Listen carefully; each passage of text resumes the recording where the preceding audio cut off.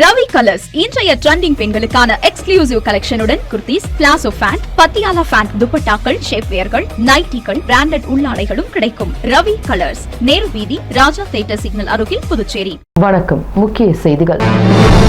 5 பொருட்கள் அடங்கிய தீபாவளி பரிசு அனைத்து ரேஷன் கார்டுகளுக்கும் வழங்கப்படும் என அறிவிப்பு.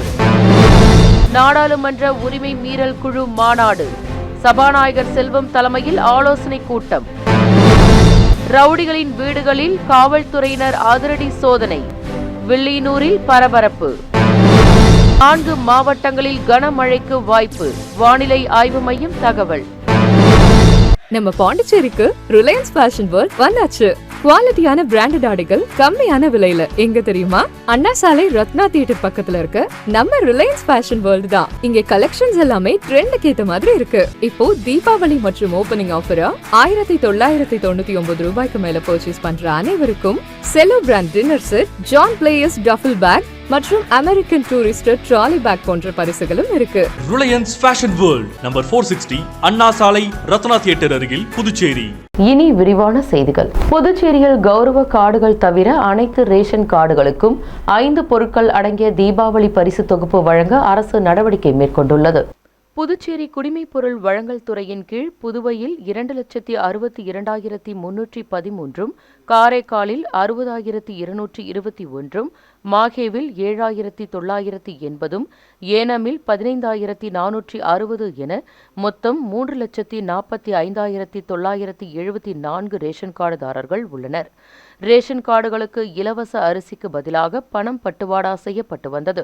இதற்கிடையே பொதுமக்கள் தங்களுக்கு அரிசிதான் வேண்டும் என அரசிடம் நேரடியாக கோரிக்கை விடுத்ததால் கடந்த ஆண்டு முதல் மஞ்சள் நிற ரேஷன் கார்டுதாரர்களுக்கு 10 கிலோ அரிசியும், சிவப்பு நிற ரேஷன் கார்டுதாரர்களுக்கு 20 கிலோ அரிசியும் இலவசமாக வழங்கப்பட்டு வந்தது. ஆனால் கடந்த 2 மாதங்களாக பொதுமக்களுக்கு இலவச அரிசி வழங்கப்படாமல் இருந்து வந்தது. விரைவில் விடுபட்ட மாதங்களுக்கும் சேர்த்து இலவச அரிசி வழங்கப்படும் என அரசு தரப்பில் தெரிவிக்கப்பட்டது. இந்நிலையில் புதுச்சேரி சட்டசபைக்கு அடுத்த ஆண்டு தேர்தல் நடைபெற உள்ளதால் தேர்தலை சந்திக்கும் வகையில் பல்வேறு திட்டங்களை அரசு மேற்கொண்டு வருகின்றது. புதிதாக 10,000 பேருக்கு முதியோர் உதவித்தொகை, நவம்பர் 1 முதல் சிவப்பு ரேஷன் கார்டு உள்ள இல்லத்தரசிகளுக்கு மாதம் 2,500, மஞ்சள் நிற கார்டு உள்ள இல்லத்தரசிகளுக்கு மாதம் 1,000 ரூபாய், 2 கிலோ இலவச கோதுமை என புதிதாக அரசால் சலுகைகள் அறிவிக்கப்பட்டு வருகின்றன. தேர்தல் நெருங்கும் வேளையில் இன்னும் பல சலுகைகள் வெளியாகலாம் என இப்போதே மக்கள் ஆர்வத்துடன் எதிர்பார்த்து வருகின்றனர். இந்நிலையில் தீபாவளிக்கு இன்னும் சில வாரங்களே உள்ள நிலையில் அரசிடம் இருந்து ஏதாவது அறிவிப்பு வெளியாகலாம் என மக்கள் எதிர்பார்த்திருந்தனர். இதனை உண்மையாக்கும் வகையில் புதுச்சேரியில் அரசு ஊழியர்கள் மற்றும் கௌரவ ரேஷன் கார்டுதாரர்கள் தவிர மற்ற ரேஷன் கார்டுதாரர்களுக்கு 2 கிலோ சர்க்கரை, 2 கிலோ சூரியகாந்தி எண்ணெய், 1 கிலோ கடலை பருப்பு, 500 கிராம் ரவை, 500 கிராம் மைதா ஆகிய 5 பொருட்கள் அடங்கிய இலவச தொகுப்பை வழங்குவதற்காக குடிமைப் பொருள் வழங்கல் துறை சார்பில் அனைத்து பணிகளும் கான்பெட் கூட்டுறவு நிறுவனம் செய்து வருகின்றது.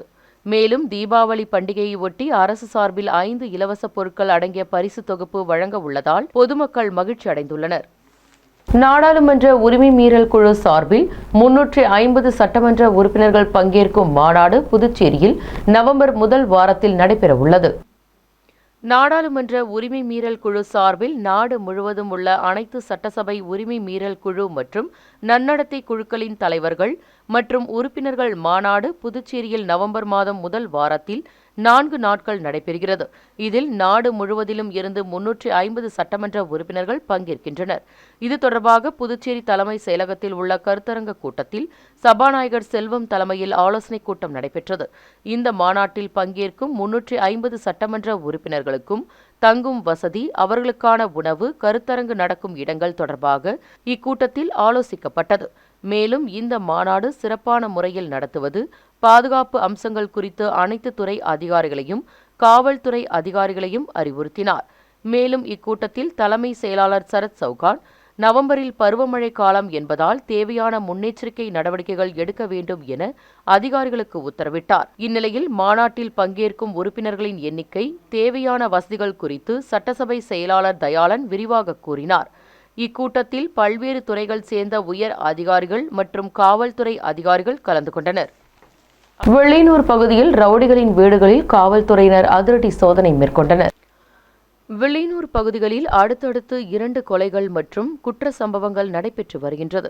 இதன் எதிரொலியாக காவல்துறையினர் வழக்குகளில் பிடிபடாமல் இருப்பவர்கள் ஜாமீனில் வெளியே வந்து குற்றங்களில் ஈடுபட்டவர்களை கண்காணிக்கவும் தலைமறைவு குற்றவாளிகளை பிடிக்கவும் முடிவு செய்துள்ளனர். அதன்படி மேற்கு பகுதி காவல்துறை கண்காணிப்பாளர் சுப்பிரமணியன் தலைமையில் வெள்ளியனூர் ஆய்வாளர் கலைச்செல்வன், துணை ஆய்வாளர்கள் திருமுருகன், பெரியசாமி மற்றும் 50க்கும் மேற்பட்ட காவல்துறையினர் கணுவாப்பேட்டை, புதுநகர் மங்கலம், கோர்க்காடு, உருவையாறு, கரிக்கலாம்பாக்கம் ஆகிய பகுதிகளில் உள்ள ரவுடிகள், குற்ற பின்னணி உள்ளவர்களின் வீடுகளில் அதிரடி சோதனை மேற்கொண்டனர். அப்பொழுது குற்ற சம்பவங்களில் ஈடுபட்டவர்கள் ஜாமீனில் வெளியே வந்தவர்கள் யாரேனும் பதுங்கி இருக்கின்றனரா என்று சோதனையிட்டனர். ஆனால் யாரும் சிக்கவில்லை. இதுபோன்று சோதனை அடிக்கடி நடைபெறும் என்றும் காவல்துறை கண்காணிப்பாளர் சுப்பிரமணியன் தெரிவித்துள்ளார். தமிழகம் மற்றும் புதுச்சேரியில் இடியுடன் கூடிய பலத்த மழைக்கு வாய்ப்புள்ளதாக வானிலை ஆய்வு மையம் தெரிவித்துள்ளது.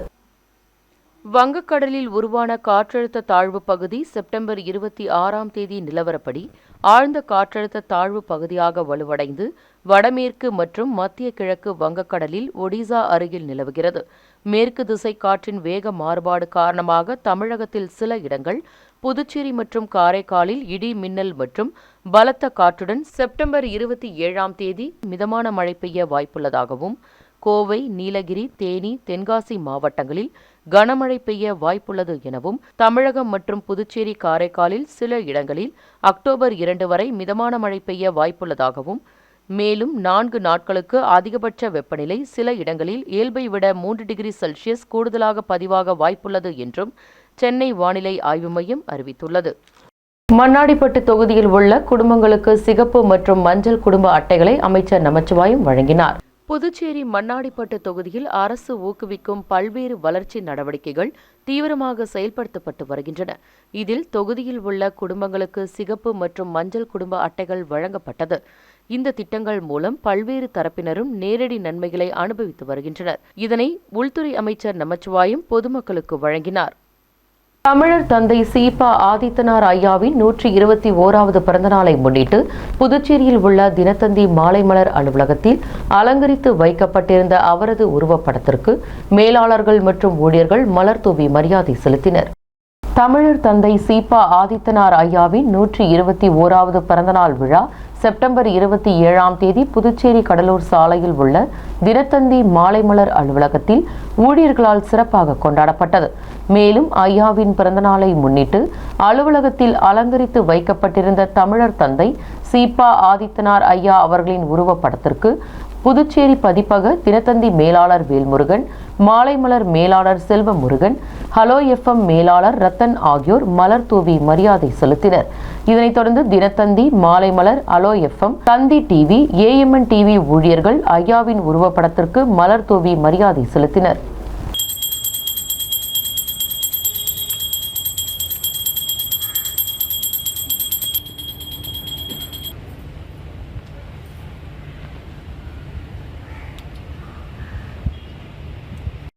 விமான நிலையத்தில் வேலை வாங்கி தருவதாக கூறி ஆன்லைன் மோசடியில் ஈடுபட்ட கும்பலை சைபர் கிரைம் காவல்துறையினர் தேடி வருகின்றனர்.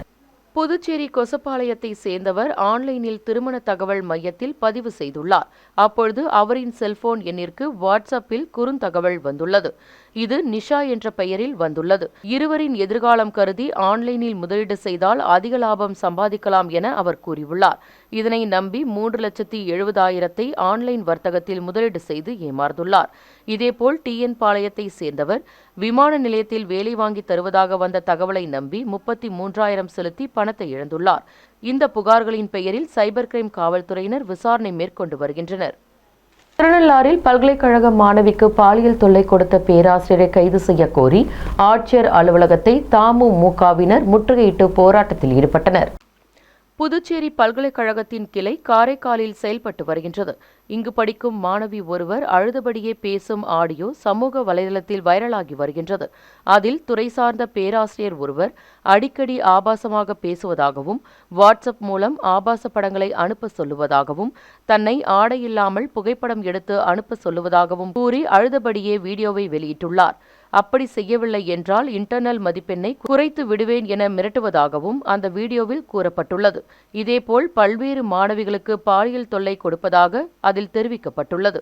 இந்நிலையில் மாணவிக்கு பாலியல் தொல்லை கொடுத்த பேராசிரியரை கைது செய்ய கோரி ஆட்சியர் அலுவலகம் அருகே தமுமுகவினர் 100க்கும் மேற்பட்டோர் திரண்டனர். மேலும் அவர்கள் திடீரென ஆட்சியர் அலுவலகத்தை முற்றுகையிட முயன்றனர். அங்கு பாதுகாப்பு பணியில் இருந்த காவலர்கள் அவர்களை தடுப்பு அமைத்து தடுத்து நிறுத்தினர். இதனை அடுத்து அவர்கள் அங்கேயே ஆர்ப்பாட்டத்தில் ஈடுபட்டனர். அப்பொழுது மாணவிக்கு பாலியல் தொல்லை கொடுத்த பேராசிரியரை உடனடியாக கைது செய்ய வேண்டும், அவர் மீது துறை ரீதியான நடவடிக்கை எடுக்க வேண்டும் என கோஷமிட்டனர். பின்னர் அவர்கள் அங்கிருந்து கலைந்து சென்றனர். இந்த போராட்டத்தால் ஆட்சியர் அலுவலகத்தில் சிறிது நேரம் பரபரப்பு காணப்பட்டது.